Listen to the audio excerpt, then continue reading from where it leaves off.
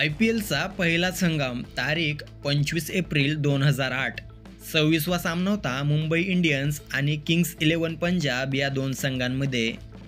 मुंबईने टॉस जिंकला आणि गोलंदाजी करण्याचा निर्णय घेतला. किंग्स 11 पंजाबने धमाकेदार फलंदाजी करत मुंबई इंडियन्स समोर 190 धावांचे लक्ष्य ठेवले.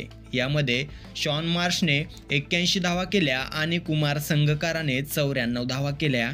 या जोडीच्या धमाकेदार प्रदर्शनाने पंजाब संघाने मुंबईसमोर मोठे आव्हान ठेवले होते. मुंबई संघाने फलंदाजी सुरू केली व लागोपाठ त्यांचे फलंदाज बाद होऊ लागले. या दरम्यान हरभजन सिंग हा फलंदाजी करण्यासाठी मैदानात आला. पंजाब संघाकडून खेळणारा गोलंदाज श्रीसंत हा गोलंदाजी करण्यासाठी आला. संपूर्ण सामन्यात त्याची गोलंदाजी अतिशय धमाकेदार होती. त्याने हरभजनला असे चेंडू टाकले जे हरभजनला अजिबात खेळता आले नाहीत. यामुळे हरभजन सिंग प्रचंड चिडला होता. यावरून दोघांमध्ये मैदानात शाब्दिक चकमक देखील झाली. मुंबईला सामना जिंकता आला नाही. अवघ्या 116 धावांमध्ये 9 गडी बाद झाले व 20 षटक देखील पूर्ण झाले.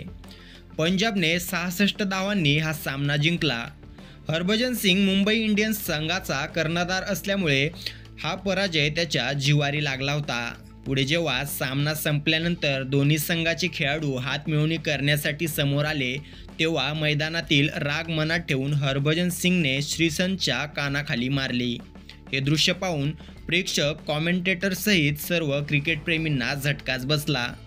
या घटनेचा व्हिडिओ देखील सोशल मीडियावर व्हायरल झाला. त्यानंतर झालेल्या मुलाखतीत श्रीसंत हा रडताना दिसून आला होता. या घटनेचा निषेध करत IPLने हरभजन सिंगवर उर्वरित सामन्यांसाठी बंदी घातली. तसेच BCCIने देखील त्याच्यावर 5 आंतरराष्ट्रीय सामन्यांसाठी बंदी घालून दंड देखील आकारला.